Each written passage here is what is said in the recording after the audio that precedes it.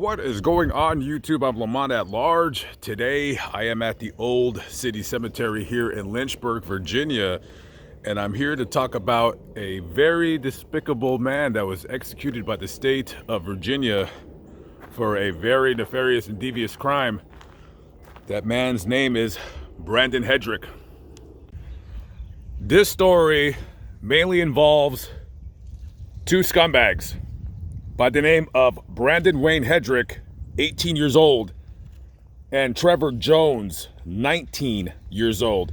We're going to go back to May 10th, 1997. You had Brandon and Trevor at Trevor's apartment, along with Trevor's friend, William K. Dobson. He was crashing out on the couch. Now, these knuckleheads were doing what average kids do their age, apparently, in Lynchburg, Virginia. Smoke marijuana and crack. So these guys are just hanging around being losers, smoking marijuana, smoking crack. Trevor gets the idea, hey, let's go get some prostitutes so we could have them along with our crack and our marijuana. And Brandon says, that's a great idea. You are reading my mind. They go to downtown Lynchburg, I guess where you get prostitutes here. They pick up a couple prostitutes, bring them back to Trevor's apartment, and they do whatever nasty, disgusting things, swapping diseases, this and that, and whatever the third. So they drop the prostitutes off, go back to the apartment, smoke more crack, more marijuana. They go back to downtown. They want to get different prostitutes. You don't want to get the same prostitute the same night. You don't want, your friends to think that you're a nerd. They bring the other prostitutes back, do whatever disgusting things that they do, smoke more crack, more marijuana. So as they're dropping off the last two prostitutes, these guys want to smoke more crack because that's what a crackhead does. You can never have enough crack. But there's a problem. They're down to their last $50. So they're driving around, figuring out how to get more crack and keep having this good time. Trevor notices a woman walking down the street by the name of Lisa Crider. And he knows her because her boyfriend sells crack. So Trevor has this great idea. Hey, let's pick her up. She's a prostitute. And we'll rob her for the crack. They get her back to the apartment. Trevor pays her $50 for sex. And Trevor comes out of the bedroom after the sex. And he tells Brandon, hey, listen, this is what we're going to do. Go to my car, go to my truck, get my shotgun, and then you're going to pretend to rob both of us. I don't want her to think that I'm in on this because her boyfriend knows me, and if he finds out that I robbed his girlfriend and the crack that she has on her, he is going to really hurt me. So Brandon goes, gets the shotgun, comes into the apartment, and as Lisa is coming out of the room, he racks the shotgun, clack. And immediately, William K. Dobson, who's just crashing out on the couch, he wakes up. He's like, what the hell's going on? And Brandon's like, hey, we're just going to scare this girl. She ripped us off for some crack. So we're just going to take her for a ride. So they make her give back the $50 that he paid her for sex. They rob her for whatever crack that she had.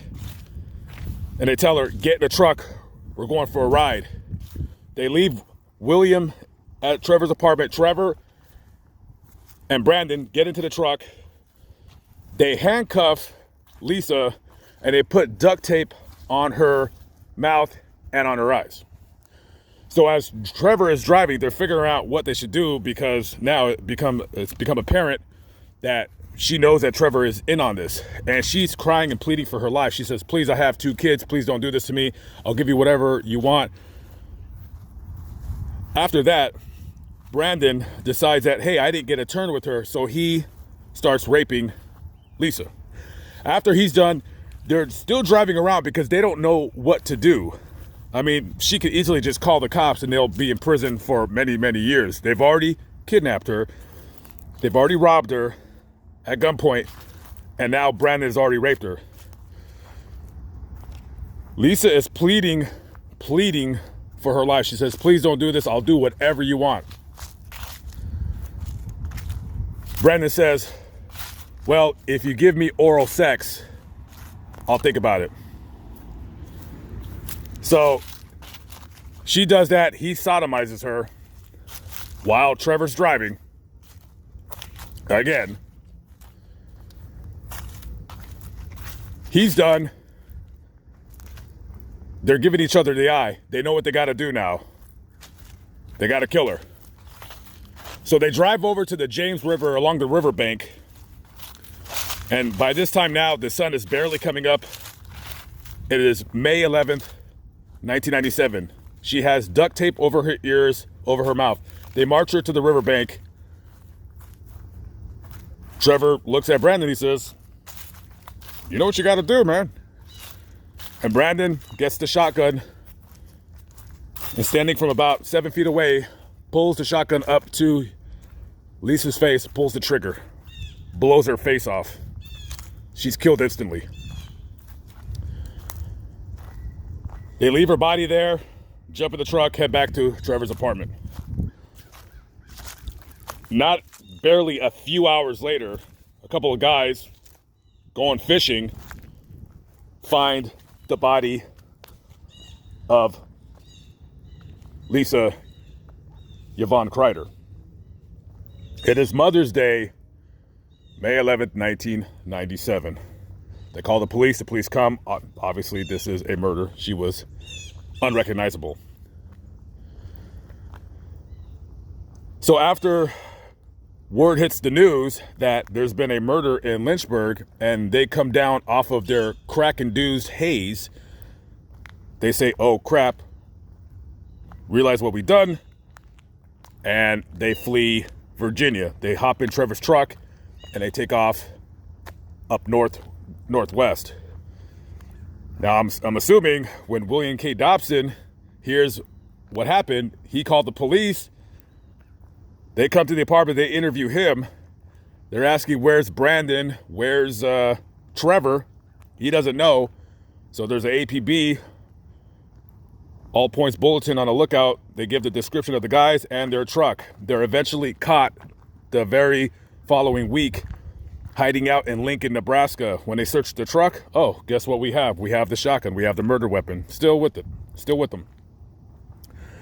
Immediately, they are arrested and charged with 1 count of first-degree murder each. And along with that, they're also charged with kidnapping, forcible rape, sodomy, abduction, and committing a murder while using a firearm in the commission of a murder, Immediately, they're both facing the death penalty. And I want to say that in exchange for Trevor not getting the electric chair, that he points the finger at Brandon. He says, he's the one that pulled the trigger. Tells the story. That's what happened. 1998, they have a trial. Now, of course, the defense, their job is to, defend these knuckleheads. So during the trial, a court psychologist that was brought in by the defense says that Brandon Hedrick, the reason why he did this was because, well, he's immature, Your Honor. Yeah, he's a little immature. These guys, these immature kids, they go around toilet papering people's, houses and trees. They play ding dong ditch and they rape and kill prostitutes. Kids will be kids, Your Honor. And by the way, we just did an IQ test on this guy. It's only 76, well below the national average. Now, I've known some low IQ individuals, some of these people I call friends, not very bright. Last time I checked, my low IQ friends don't go around raping and killing women. And I'm sure the jury, they take into account that this guy is a dummy, is a dullard, and he has a low IQ, not very bright. However, that is no excuse to commit the crime that you did. And the jury feels that even if this guy got a life sentence, hey, you never know. This guy can get out. This guy could do it again. This guy is dangerous.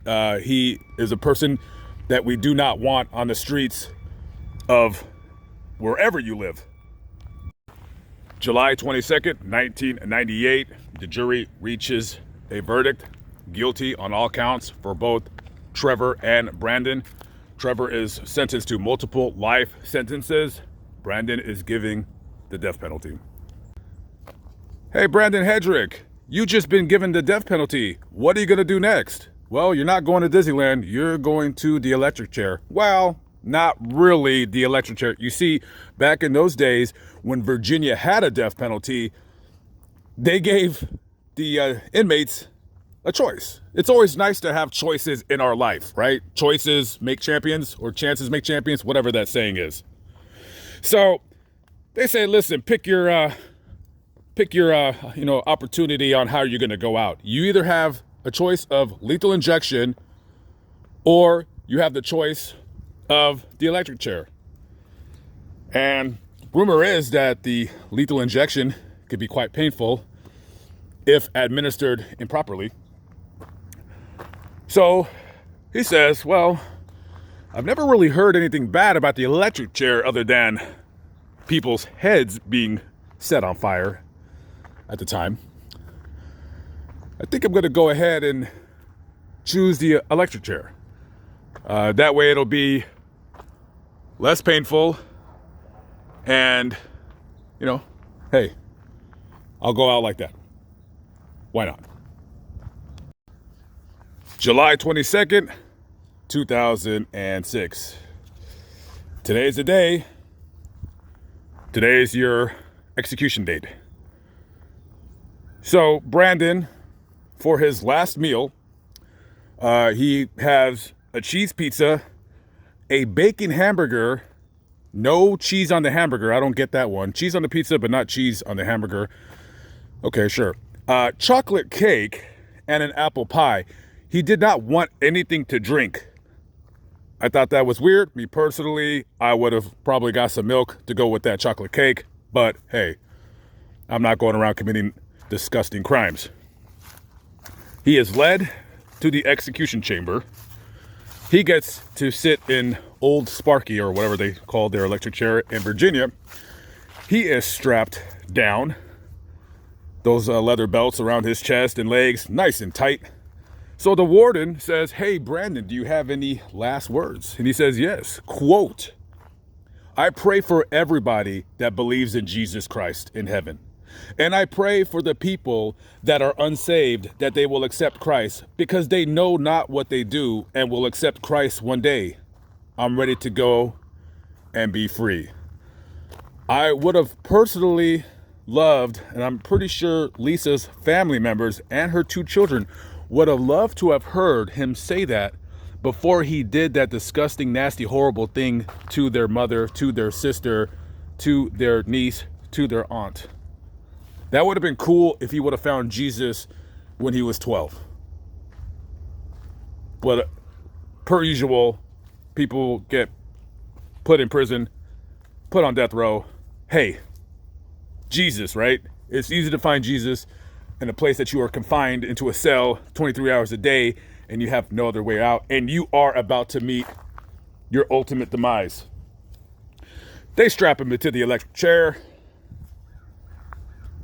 They give him 1800 volts at 7.5 amps for 30 seconds.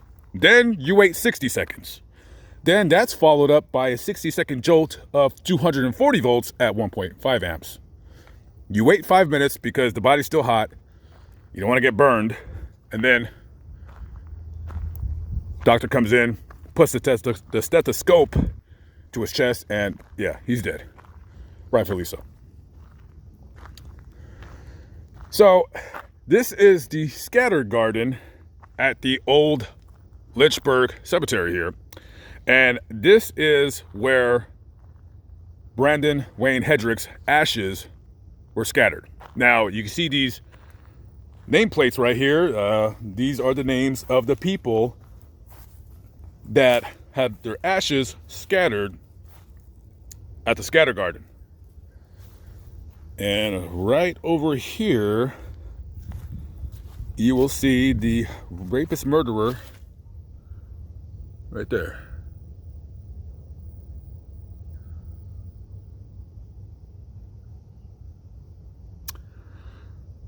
Okay, so his ashes were put right here. This is kind of funny. Katie Norberg, a high school student who was pen pals with Wayne Hedrick, said, quote, "I really believe he is a good person. Nothing malicious about him." Isn't it funny? First of all, where's her dad at? Do you know your daughter is writing death row inmates? I mean, hey, listen, I have odd things that I do. As you can see, I'm on YouTube. I go to cemeteries. That's quite odd. And other people, they write death row inmates and they fall in love and they get married. Hey, you do whatever it is you want to do. High school student, though, I mean, come on. Nothing malicious. You don't think the crime he committed was malicious? Hey, when you are about to be executed, you can say whatever you want. You can do whatever you want. You have many, many hours in the day, many, many weeks, months, and years to think about what you've done and try to convince people out there that you're actually a good guy. Oh, I was just immature. I was 18. My IQ. Oh, by the way, did I mention my IQ 76? There you go. I do not know where Miss Lisa Crider was buried. And listen, she lived that life, you know what I mean? But I don't care what life you live. I don't care what it is that you do. No one deserves to have that happen to them. For a woman to have been brutalized like that by a couple of punks, you know, hey, every dog has his day. And Brandon sure enough got his. I'm not sure what happened to William K. Dobson, but Trevor Jones, he was sentenced to multiple life sentences, and he remains so to this day, locked up in a Virginia prison. Hopefully, he never, ever gets out of prison. All right, guys, Lamont at Large, signing out. Have a good day. Peace out.